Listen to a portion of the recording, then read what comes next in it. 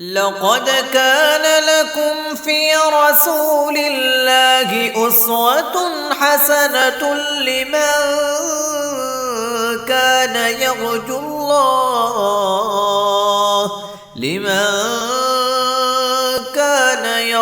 الله واليوم الآخر وذكر الله كثيرا نحمده ونصلي على رسوله الكريم اما بعد صحیح البخاری کتاب بدء الوحی باب کیف کان بدء الوحی الی رسول اللہ صلی اللہ علیہ وسلم حدیث نمبر 5 قال حدثنا موسى بن اسماعیل قال حدثنا ابو عوانہ قال حدثنا موسى بن ابی عائشہ قال حدثنا سعید بن جبیر عن ابن عباس فی قوله تعالی لا تحرک بی لسانک لتعجل به۔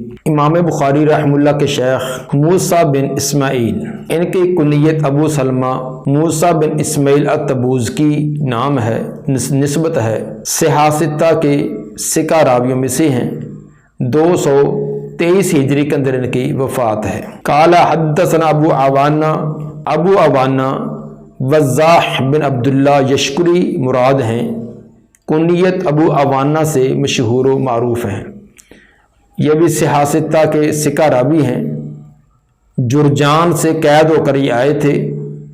ان کے مالک یزید بن عطا نے انہیں اختیار دیا کہ اگر آپ آزادی چاہتے ہیں تو آزاد ہو جائیں، اگر حدیث کے لکھنے پر اپنے آپ کو معمور کرنا چاہتے ہیں تو اس کا انتخاب کر لیجئے۔ چنانچہ انہوں نے آزادی کی بجائے اپنے آپ کو حدیث لکھنے پر اپنے آپ کو معمور کر لیا تھا۔ تہذیب الکمال جلد 30 صفحہ 448 پر ان کے مکمل حالات دیکھیے۔ قال حدثنا موسیٰ بن ابی عائشہ، موسیٰ بن ابی عائشہ ان کی کنیت ابو الحسن اور حمدانی کی طرف ان کی نسبت ہے۔ قال حدثنا سعید بن جبیر، سعید بن جبیر مشہور تابعی ہیں اور بہت سارے صحابہ سے ان کی لقاء اور ان سے علم حاصل کرنا ثابت ہے۔ عن ابن عباس رضی اللہ عنہما سے بیان کرتے ہیں، ابن عباس مراد عبداللہ بن عباس بن عبد المطلب ہیں، نبی صلی اللہ علیہ وآلہ وسلم کے چچا زاد تھے اور شیب ابی طالب میں ہجرت سے 3 سال پہلے پیدا ہوئے اور 71 سال کی عمر میں 68 ہجری میں طائف کے اندر وفات ہوئی۔ نبی صلی اللہ علیہ وآلہ وسلم نے ان کے لیے خاص دعا کی تھی کہ اللہم فقہ فی الدین وعلمہ التاویل، یا اللہ ان کو دین کی سمجھ اور قرآن کی تفسیر عطا فرما۔ چنانچہ یہ فقاہت میں اور تفسیر کے اندر امام اور بہت رہنما سمجھے جاتے ہیں۔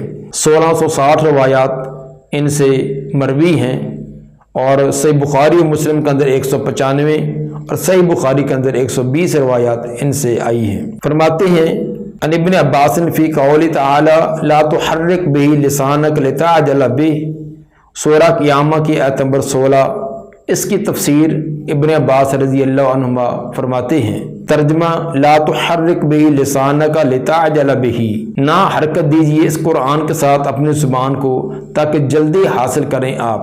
جب جبریل علیہ السلام وحی لے کر آتے اور وہ وحی سناتے تو آپ فوراً جلدی پیچھے دہرانے کی کوشش کرتے، اس خدشے کی وجہ سے کہ کوئی لفظ آگے پیچھے نہ ہو جائے۔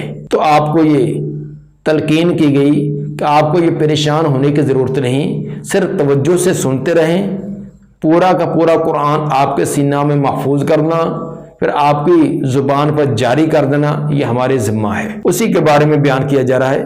فرماتے ہیں کہ کان رسول اللہ صلی اللہ علیہ وسلم یعالج من التنزیل شدۃ، کہ رسول اللہ صلی اللہ علیہ وآلہ وسلم قرآن کے نزول کے وقت شدت محسوس کرتے، بڑی مشقت محسوس کرتے۔ وکان مما یحرک شفتیہ، اور اس مشقت میں سے ایک یہ بھی تھا کہ آپ جلدی ہونٹوں کو حرکت کرتے۔ یہ جلدی ہونٹوں کو حرکت دینا کہ کوئی لفظ مجھ سے رہ نہ جائے، تو پوری توجہ سے سننا، پھر زبان سے دہرانا، تو یہ بڑی کوشش ہوتی اور ہر بات کی طرف توجہ ہوتی کہ کوئی لفظ آگے پیچھے نہ ہو، تو یہ ایک مشقت والا انداز اپنے آپ کو آپ محسوس کرتے۔ مشقت کی کئی ایک وجوہات ہو سکتی ہیں۔ ایک تو قرآن خود ہی، قرآن کو قولا ثقیلا کہا گیا کہ یہ ثقیل اور بھاری کلام ہے، اللہ کی بڑی عظیم کلام ہے، تو اس کو سننا اور حفظ کرنا یہ خود ہی ایک ثقیل معاملہ تھا۔ دوسرا، فرشتے سے یہ کلام وصول کرنی ہے جو کہ ہم جنس نہیں ہے۔ ہم جنس انسان کا انسان سے بات چیت کرنا، گفتگو کرنا، کوئی علمی چیزیں لینا دینا یہ آسان ہے، لیکن دو غیر ہم جنس ہو، دوسری مخلوق ہو، ان سے لینا واقعی ایک مشقت کا باعث ہوتا ہے۔ اور تیسری وجہ، آپ کو بولنے کا خدشہ ہوتا کہ کوئی لفظ رہ نہ جائے، تو پوری توجہ سے سننا بھی اور سنتے سنتے ساتھ ساتھ اس کو دہرانے کی بھی کوشش کرتے۔ یہ تمام کے تمام اسباب تھے جن کے وجہ سے آپ کچھ تنگی اور مشکل محسوس کرتے۔ فقال ابن عباس فانا احرکہما لکم کما کان رسول اللہ صلی اللہ علیہ وسلم یحرکہما۔ ابن عباس رضی اللہ عنہما نے یہ تفسیر اپنے شاگردوں کو سناتے اور بیان کرتے وقت فرمایا کہ میں بھی تمہارے لیے حرکت دیتا ہوں ہونٹوں کو، جس طرح کہ رسول اللہ صلی اللہ علیہ وسلم حرکت دیتے تھے۔ یعنی انہوں نے وہ عملی شکل اپنے شاگردوں کے سامنے بیان کی کہ نبی صلی اللہ علیہ وآلہ وسلم ہونٹوں کو ایسے جلدی جلدی حرکت دیتے جیسے کوئی آدمی تیز رفتاری سے کوئی چیز ہونٹوں سے ادا کرے۔ تو گویا کہ استاد اپنے شاگرد کو جس طرح زبانی چیز بتلائے، اسی طرح عملی طور پر ہاتھ سے، زبان سے، ہونٹ سے، آنکھوں کے اشاروں سے، یہ بھی ایک علم پہنچانے کا، علم ابلاغ کرنے کا ایک طریقہ ہے۔ تو استاد کو یہ چیزیں بھی استعمال کرنی چاہیے، اور شاگرد کو بھی جب تعلیم دی جا رہی ہے، پڑھایا جا رہا ہے، تو پورا کا پورا استاد کی طرف متوجہ ہونا چاہیے۔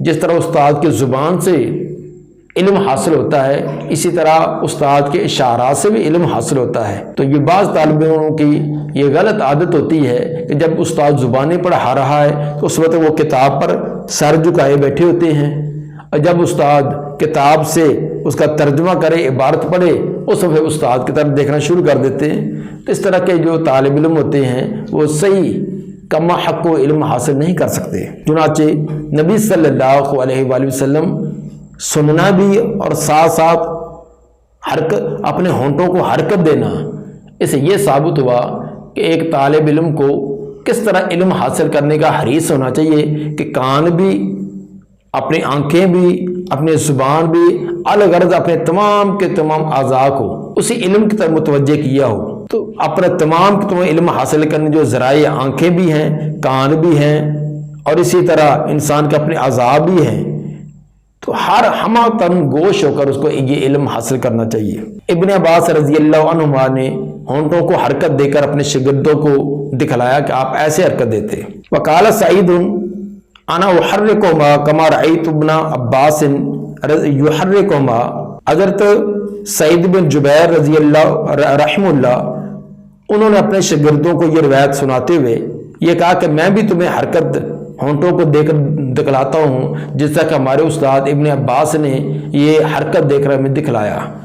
جس طرح پہ شاگردوں نے خود علم حاصل کیا تھا، اسی طرح آگے اپنے شاگردوں کو طرف منتقل کرنے کے لیے بھی وہی طریقہ اپنایا۔ یہ ایک فطرتی بات ہے کہ شاگرد جو اسلوب استاد سے زبان سے ادا کرنے کا، ہاتھوں کے اشارات یا دیگر چیزیں سیکھتا ہے، آگے بھی اپنے شاگردوں کو اسی طرح ہی منتقل کرتا ہے۔ اس سے ایک تو استاد کو بھی چاہیے کہ اپنے حرکات و سکنات تمام کی طرح بڑی مہذب رکھے، بیٹھنے کا، اٹھنے کا، کتاب وصول کرنے کا، کتاب طالب علم کو دینے کا، کھولنے کا، بند کرنے کا، یہ تمام چیزیں بڑی مہذب انداز سے ہونی چاہیے۔ بچہ ایک حرکات و سکنات استاد کی وہ نقل کرتا ہے۔ تو اب دیکھیے کہ جس طرح ابن عباس رضی اللہ عنہما نے ہونٹوں کو حرکت دی، اس طرح ان کا شاگرد یعنی حضرت سعید بن جبیر، انہوں نے بھی جب اپنے شاگردوں کو یہ روایت سنائی تو انہوں نے بھی اسی طرح اپنے ہونٹوں کو حرکت دی۔ اس کو محدثین کے اصطلاح کے اندر مسلسل کہتے ہیں، مسلسل بتحریک شفتین، یعنی ہر استاد جیسے روایت بیان کرتے وقت یہ حرکت کرتا تھا تو وہ آگے بیان کرنے والا بھی اسی طرح تسلسل سے وہ تذکرہ کرتا جائے، اس کو تسلسل یا مسلسل حدیث کہتے ہیں۔ فانزل اللہ تعالی، اس وقت اللہ تعالیٰ نے یہ آیت نازل کی، لا تحرک بہ لسانک لتعجل بہ، نہ حرکت دیں آپ اس کے ساتھ اپنی زبان کو تاکہ جلدی جلدی حاصل کریں۔ ان علینا جمعہ و قرآن، بے شک ہمارے ذمے ہے اس قرآن کو آپ کے سینہ میں جمع کر دینا، پھر آپ کے زبان پر پڑھانا۔ قال جمعہ لک صدرک وتقرأہ، فرماتے ہیں اس کا معنی کہ جمع کرے گا یہ تمام کا تمام آپ کا سینہ اس کو، اور پھر آپ اس کی قرات بھی کریں گے، زبان سے ادا بھی کر سکیں گے۔ چنانچہ فَإِذَا قَرَأْنَاهُ فَاتَّبِعْ قُرْآنَ، جب ہم پڑھیں اس کو تو پیروی کریں اس کے پڑھنے کی۔ جب یہ قرآن پڑھا جائے تو آپ صرف توجہ سے سنیں، جب ہم قرات کریں، ہم پڑھیں، قرات کی نسبت اللہ تعالیٰ نے اپنی طرف کی ہے، حالانکہ قرات کرنے والے جبریل علیہ السلام ہوتے تھے۔ چونکہ جبریل علیہ السلام اللہ کے پیغام رساں، اللہ کے قاصد ہوتے تھے، تو قاصد جو کام کرے گا اس کے نسبت اصل مالک کی طرف ہی ہوتی ہے، تو گویا کہ جبریل کے پڑھنے کو اللہ نے اپنا پڑھنا قرار دیا، کیونکہ یہ اللہ ہی نے تمام کے تمام ان کو یہ تعلیمات دے کر بھیجا۔ فَاتَّبِعْ قُرْآنَ، تو ان کے پڑھنے کی، قرات کی اتباع کریں۔ قرات کی اتباع کا مطلب پوری توجہ سے، بڑے انہماک سے اس کو سننا۔ چنانچہ اس کی تفسیر ابن عباس فرماتے ہیں، قال فاستمع لہ، اس کو بڑی توجہ سے سنیں، وانصت، اور خود بھی خاموش رہیں، خود خاموش رہنا، توجہ سے سننا۔ چنانچہ پھر کیا ہوا، ثم ان علینا بیانا، پھر بے شک ہمارے ذمے ہے اس کو بیان کرنا۔ تین چیزیں، ایک تو پورا کا پورا قرآن آپ کے سینہ میں جمع کر دینا، دوسرا زبان سے جاری کر دینا، تیسرا اس کا بیان، اس کا مطلب، اس کا مفہوم وہ پورا کا پورا سمجھا دینا، تاکہ آپ اپنی امت کو اس کو زبانی طور پر بھی اور عملی طور پر بھی اس کو بیان کر سکیں۔ اس کی تفسیر ابن عباس نے یہ فرمائی، ان علینا ان تقرأہ، بے شک ہمارے ذمے ہے کہ آپ اس قرآن کی قرات کریں گے۔ فکان رسول اللہ صلی اللہ علیہ وسلم بعد ذالک، چنانچہ اس تعلیم کے بعد جب یہ آپ کو فرما دیا گیا کہ جب قرآن پڑھا جائے آپ نے توجہ سے خاموشی سے سننا ہوگا، ساتھ ساتھ دہرانے کی کوشش نہیں کرنی، یہ پورا کا پورا معجزاتی طور پر آپ کے سینہ میں محفوظ کرنا، زبان پر جاری کرنا، اس کا مطلب اور مفہوم واضح کر دینا، یہ سارا ہمارے ذمے ہے۔ اور یہ تمام اللہ کی طرف سے نبی صلی اللہ علیہ وسلم کو معجزہ دیا گیا تھا کہ قرآن کو سنتے ہی آپ کو حفظ ہو جاتا، بغیر دہرانے کے، بغیر ساتھ ساتھ کہنے کے، سننے سے ہی پورا کا پورا حفظ بھی، اور پورے صحیح تلفظ کے ساتھ اس کی آگے قرات کرنا، اور اس کی پوری تفسیر، اس کا مطلب مفہوم یہ سمجھنا بھی۔ چنانچہ فکان رسول اللہ صلی اللہ علیہ وسلم بعد ذالک، اس کے بعد اذا اتاؤ جبریل، جب بھی آپ کے پاس جبریل تشریف لاتے، استمع، تو آپ توجہ سے سنتے، جو کچھ وہ فرماتے آپ صرف سنتے جاتے۔ فاذا انطلق جبریل، جب جبریل علیہ السلام پڑھ کر سنا کر چلے جاتے، فقرأہ النبی صلی اللہ علیہ وسلم کما قرأہ، تو آپ صلی اللہ علیہ وآلہ وسلم بھی اسی طرح قرآن کی قرات کرتے جس طرح جبریل علیہ السلام نے آپ کو قرات کر کے سنائی ہوتی۔ اس حدیث سے یہ بھی ثابت ہوا کہ اللہ تعالیٰ نے فرمایا کہ ثم ان علینا بیانا، اس کا بیان بھی ہمارے ذمے ہے، کیونکہ سینے میں جمع کر دینا اور اس کا قرات کا تذکرہ پیچھے کر دیا کہ ان علینا جمعہ و قرآنہ، کہ سینے کا جمع کرنا پھر اس کا پڑھانا، یہ ہمارے ذمے۔ تیسری چیز اور بیان کہ ثم ان علینا بیانہ، اس کا بیان بھی ہمارے ذمہ۔ بیان جو کچھ آپ نے زبان سے فرمایا، عملی طور پر کیا، یا آپ کے سامنے کیا گیا اور آپ نے منع نہیں کیا، یہ سب کا سب وہ بیان ہے۔ دوسرے الفاظ کے اندر احادیث رسول، آپ کی عملی زندگی کے اندر جو کچھ آپ نے کیا وہ قرآن کی تفسیر تھی۔ تو اس لیے جیسے قرآن ہمارے لیے حجت اور دلیل ہے، اسی طرح احادیث وہ بھی حجت اور دلیل ہیں۔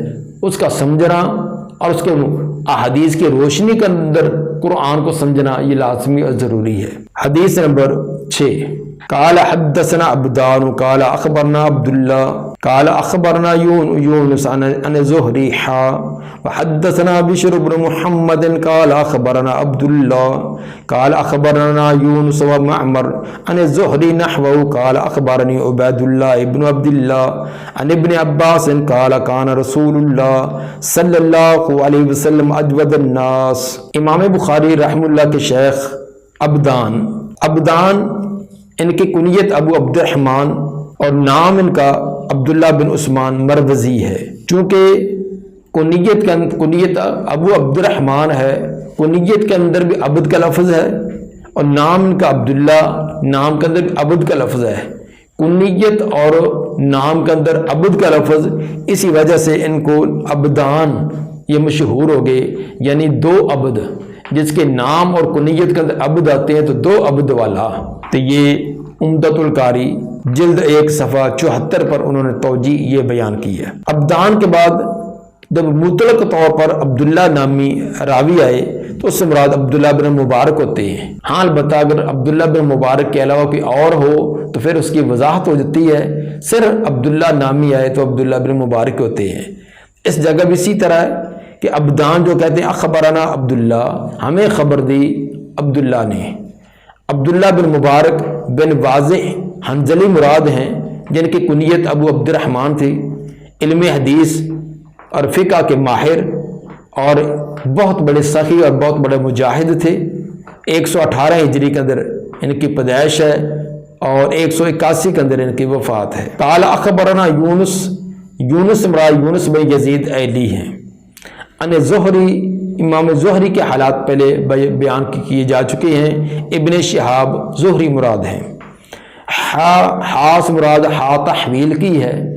ہا تحویل یہ لفظ اصل میں تحولا یا تحولا، اسی کا مخفف ہا لکھا جاتا ہے۔ یہ محدثین کا ایک طریقہ کار ہے کہ سند کا کچھ حصہ بیان کر کے تو آگے سند دوبارہ پھر چینج کرتے ہیں، تبدیل کرتے ہیں، تو وہاں یہ ہا کا لفظ لکھتے ہیں کہ اتنی سند کے بعد دوبارہ ایک سند اور بھی دیکھیے، تو اس سند کے اندر اور اس سند کے اندر کچھ معمولی سا جو فرق ہے وہ بھی ایک مفید فائدہ دینے والا ہے، اس کو بھی مد نظر رکھیں۔ ہا تحویل کے بعد جو دوسری سند امام بخاری بیان کرنا چاہتے ہیں وہ حدثنا بشر بن محمد۔ بشر بن محمد ان کی کنیت ابو محمد بشر بن محمد سختیانی، یہ کتب ستہ سے صرف امام بخاری نے ان سے روایت لی ہے۔ بعض نے ان پر مرجئہ کا الزام لگایا ہے، لیکن امام ابن حبان نے ان کو ثقات میں درج کیا ہے، بیان کیا ہے۔ 224 ہجری کے اندر ان کی وفات ہے۔ تو بشر بن محمد کہتے ہیں قال اخبرنا عبداللہ قال اخبرنا یونس و معمر عن زہری نحوہ۔ اب یہاں آپ ذرا فرق دیکھیے کہ امام بخاری کے دو شیخ اس روایت کو بیان کرنے والے ہیں، اور دونوں کے سند کے اندر جو فرق ہے وہ دیکھیں کہ جو عبدان ہے وہ کہتے ہیں اخبرنا عبداللہ قال اخبرنا یونس، وہ صرف یونس سے بیان کرتے ہیں، یونس آگے زہری سے۔ لیکن امام بخاری کے دوسرے شیخ بشر بن محمد وہ کہتے ہیں اخبرنا عبداللہ قال اخبرنا یونس و معمر عن زہری۔ تو گویا کہ بشر بن محمد جو بیان کرتے ہیں عبداللہ بن مبارک سے، وہ یونس اور معمر دونوں سے بیان کرتے ہیں، اور وہ آگے امام زہری سے۔ معمر سے مراد معمر بن راشد ازدی بصری ہیں۔ تو یہ تھا دونوں کے اندر ایک معمولی سا فرق، تو اس فرق کو واضح کرنے کے لیے امام بخاری یہ دوسری سند کا تذکرہ کیا۔ نحوہ کا لفظ کبھی مثلہ کبھی نحوہ، یہ دو لفظ استعمال کیے جاتے ہیں۔ مثل کا لفظ اس وقت استعمال کیا جاتا ہے جس وقت الفاظ میں اتحاد ہو، یعنی دونوں راویوں کے الفاظ ایک ہی ہوں، تو اس وقت محدثین مثلہ کا لفظ بولتے ہیں۔ نحوہ کا لفظ اس وقت بولتے ہیں جب مفہوم تو ایک ہو لیکن الفاظ میں فرق ہو، دونوں راویوں کے الفاظ کا تو کوئی معمولی سا فرق ہو لیکن معنی مفہوم ایک ہی ہو، اس وقت نحوہ کا لفظ بولتے ہیں۔ گویا کہ یہ جو روایت آگے درج کی جا رہی ہے یہ روایت عبدان کی ہے، جو عبدان نے عبداللہ بن مبارک سے اور انہوں نے آگے یونس اور زہری سے بیان کی، یہ وہ روایت ہے۔ جو بشر بن محمد نے بیان کی ہے وہ نہیں ہے، وہ اس کے الفاظ اس سے قدرے مختلف ہے، مفہوم اس کا بھی یہی ہے۔ قال اخبرنی عبید اللہ ابن عبداللہ عبید اللہ بن عبداللہ یہ فقہائے سبع میں سے ہیں، حضرت عمر بن عبدالعزیز رحمہ اللہ کے یہ اساتذہ میں سے ہیں، اور 99 ہجری کے اندر ان کی وفات ہے۔ عن ابن عباس قال کان رسول اللہ صلی اللہ علیہ وسلم اجود الناس، ابن عباس رضی اللہ عنہما فرماتے ہیں کہ رسول اللہ صلی اللہ علیہ وسلم تمام لوگوں سے زیادہ سخاوت کرنے والے تھے۔ اجود الناس تمام سے زیادہ جود و سخا۔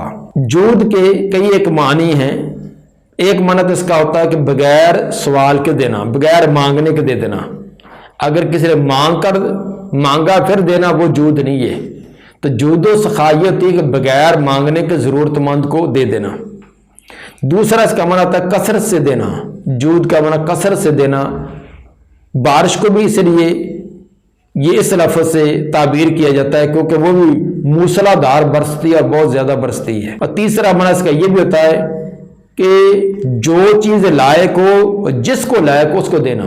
جو چیز لائق ہے، کسی موقع پر کسی کو کپڑا دینا مناسب ہوتا، کسی کو کھانا دینا بہتر ہوتا، کسی کو روپیہ پیسہ دینا ہوتا ہے، تو جس چیز کی ضرورت ہے اور جس کو ضرورت ہے اس کو دینا، اس کو جود کہتے ہیں۔ یہ تمام معنی علامہ کرمانی جلد 1 صفحہ 50 پر انہوں نے اپنی تفسیر کے اندر، اپنی شرح کے اندر لائے ہیں۔ وَكَانَ أَجْوَدُ مَا يَكُونُ فِي رمضان، اور سب سے زیادہ آپ سخاوت کرتے جب رمضان ہوتا، حین یلقوا جبریل، جب جبریل علیہ السلام آپ سے ملاقات کرتے۔ رمضان کے اندر جب جبریل علیہ السلام آپ کے پاس آتے تو اس وقت سب سے زیادہ آپ سخاوت کرنے والے ہوتے۔ وَكَانَ يَلْقَاهُ فِي كُلِّ لَيْلَةٍ مِّن رمضان، وہ جبریل آپ کو ملا کرتے تھے رمضان کی ہر رات میں۔ یلقا کا فاعل جبریل اور ہو ضمیر مفعول نبی کی طرف۔ جبریل علیہ السلام آپ کو ملتے فی کل لیلۃ، ہر رات رمضان کی۔ دن کے وقت چونکہ اور آپ کی مصروفیات بہت زیادہ تھی، دعوت و تبلیغ کی، لوگوں کے معاملات حل کرنے کی اور لوگوں کو دین سکھلانا، پڑھنے پڑھانے کے بڑے سلسلے، تو رات کو کچھ تنہائی میسر ہوتی، دیگر مشغولیات سے کوئی فراغت ہوتی، تو یہ ایک بہترین وقت ہوتا، تو اس وقت جبریل علیہ السلام آ کر آپ سے دور کرتے۔ ثابت ہوا کہ رات کے وقت قرآن کا دور کرنا یہ زیادہ مفید ہے۔ فیدارس القرآن، چنانچہ وہ آپ سے قرآن کا دور کرتے۔ یدارس کا معنی ہوتا ہے ایک پڑھے اور دوسرا سنے، جس کو ہمارے یہاں دور کہتے ہیں۔ فلا رسول اللہ صلی اللہ علیہ وسلم اجود بالخیر من الریح المرسلہ، رسول اللہ صلی اللہ علیہ وسلم زیادہ سخاوت کرنے والے ہوتے خیر و بلائی کے کاموں میں، تیز ہوا سے بھی، تیز چلنے والے ہوا سے بھی آپ زیادہ جود و سخا کرنے والے ہوتے ہیں۔ جس طرح تیز ہوا کا فائدہ ہوتا ہے، تیز ہوا کا فائدہ یہ ہوتا ہے کہ ہر ایک کو ہوا پہنچتی ہے اور ہر جگہ پہنچتی ہے۔ تیز ہوا ہر جگہ اور ہر ایک اسے فائدہ حاصل کرتا ہے۔ تو نبی صلی اللہ علیہ وآلہ وسلم کی سخاوت بھی ایسی ہوتی کہ ہر جگہ اور ہر ایک کو اس کا فائدہ پہنچتا۔ البتہ جو بیمار دلوں کو فائدہ نہ پہنچے گا۔ ٹھنڈی ہوا صحت مند آدمی کے لیے بڑی خوش کن ہوتی ہے، بڑی ان کو خوب بھلی ہوتی ہے اور ان کو فریش کر دیتی ہے۔ تو جو بیمار ہے، بخار کا مریض ہے، تو اس کو ٹھنڈی ہوا لگے گی تو اس نے اور بیمار ہونا ہے۔ تو جن کے ایمان کے اندر کمزوری تھی یا ایمان تھا ہی نہیں، تو ان کو تو نبی کی سخاوت، وہ سخاوت روپے پیسے کی شکل میں ہو، وہ علم کی شکل میں ہو، یا دیگر آپ کے اخلاق حسنہ کی ہو، تو آپ کے جو صاف شفاف دلوں والے ایمان جن کے دلوں میں تھا تو وہ تو اس سے بڑے بھرپور فائدہ حاصل کرتے۔ لیکن جو منافقین کا ٹولہ تھا، یہودی تھے، دوسرے بے دین قسم کے لوگ تھے، ان کو اس طرح کی باتیں سن کر اور ان کو آگ لگتی اور پریشان ہوتے۔ یہ تو اپنے ان کی قسمت ہوئی نا۔ بارش تو برستی ہے، لیکن کوئی زمین جو میرا ہوتی ہے، اچھی ہوتی ہے، اس کو میں طرح طرح کی نباتات اگتی ہیں، اس کے اندر سبزیاں اگتی ہیں، پھول اگتے ہیں، لیکن کوڑے کی جگہ، گندی جگہ، اس کے اندر تو وہی گندی چیزیں اگیں گی، اس کے اندر بدبو اور تفنع زیادہ بڑھے گا۔ تو بہرحال نبی صلی اللہ علیہ وآلہ وسلم کی سخاوت یہ عام ہوتی اور ہر ایک کے لیے ہوتی۔ قرآن کا آپ جبریل علیہ السلام آپ کے ساتھ دور کرتے، یعنی جبریل علیہ السلام پڑھتے آپ سنتے، یا آپ پڑھتے جبریل سنتے۔ اس میں کیا حکمت تھی کہ جبریل علیہ السلام ہر رات آتے اور آپ کے ساتھ دور کرتے، اس کے اندر کئی ایک حکمتیں اہل علم نے بیان کی ہیں۔ ایک تو یہ کہ آپ نے جو قرآن پہلے حفظ کیا ہوتا تھا، حفظ اور تلفظ، اس کے اندر پختگی پر یقین ہو جاتا ہے کہ جب دوسرے کو سنا لیا جائے، جب تک حفاظ جو ہیں جنہوں نے رات کو پارا تراویح میں سنانا ہو تو وہ پہلے سنا کر جاتے ہیں، جب سناتے ہیں تو ان کو بڑا اعتماد اور یقین ہو جاتا ہے کہ یہ ہمیں یاد ہے اور تلفظ بھی اس کا درست ہے۔ اگر کتنا بھی ماہر قسم کا جب اس نے دور نہیں کیا، کسی کو سنایا نہیں، تو اس کو بے چینی اور اضطراب بھی رہتا ہے۔ تو آپ ایک تو یہ سنانے کی وجہ سے پختگی اور تلفظ کے اندر آپ کو یقین ہو جاتا۔ دوسری علت کہ چونکہ قرآن یک بار کی موجودہ ترتیب کے ساتھ نازل نہیں ہوا، بلکہ ایک صورت عرصہ طویل تک اس کا نزول جاری رہا اور ایک ہی وقت کے اندر مختلف صورتوں کی آیات کا نزول جاری رہتا۔ مثلا سورۃ البقرہ کی اس کی آیات کا نزول بھی جاری ہے، سورہ آل عمران کا بھی ہے، سورۃ النساء کا بھی ہے۔ جبریل علیہ السلام ایک وقت آتے ہیں، کچھ آیات لے کر تو آپ بتلاتے ہیں کہ یہ فلاں صورت کی فلاں آیت کے بعد ان کا محل ہے۔ دوسرے ٹائم آتے ہیں پھر دوسری صورت کی آیات لے کر آتے ہیں۔ تو جب یہ زندگی کے آخری رمضان کا آپ نے دور کیا تو اس کے اندر آیات، صورتوں کے اندر یہ آیات کی ترتیب ہے، چونکہ قرآن مکمل ہو چکا ہے تو اب ان کی جو آیات کی ترتیب ہے اس کا آپ کو یقین ہو جاتا ہے کہ واقعی اس صورت کی آیات کی ترتیب یہی ہے جو اب جبریل کے ساتھ دور کر لیا گیا ہے۔ تیسرا فائدہ یہ بھی ہوتا کہ منسوخ آیات کا مزید آپ کو یقین ہو جاتا ہے کہ جو منسوخ آیات جو تلاوت کر کے نہیں سنائی گئی تو اس کا معنی وہ ختم ہو گئی ہے۔ منسوخ کی آگے کبھی وضاحت کریں گے کہ منسوخ کی مختلف قسمیں ہیں۔ ایک تو وہ ہے کہ ان کی تلاوت بھی منسوخ ہے، حکم بھی منسوخ ہے، اور ایک وہ ہے کہ جن کی تلاوت ابھی بھی باقی ہے لیکن حکم منسوخ ہے۔ ایک جن کا حکم جو ہے ابھی بھی باقی ہے لیکن تلاوت ان کی منسوخ ہو چکی ہے۔ تو یہ مختلف قسم نسخ کی قسمیں ہیں۔ تو بہرحال ایک فائدہ یہ بھی ہوتا ہے آپ کو منسوخ آیات کا یقین ہو جاتا ہے کہ واقعی فلاں فلاں آیات منسوخ ہیں۔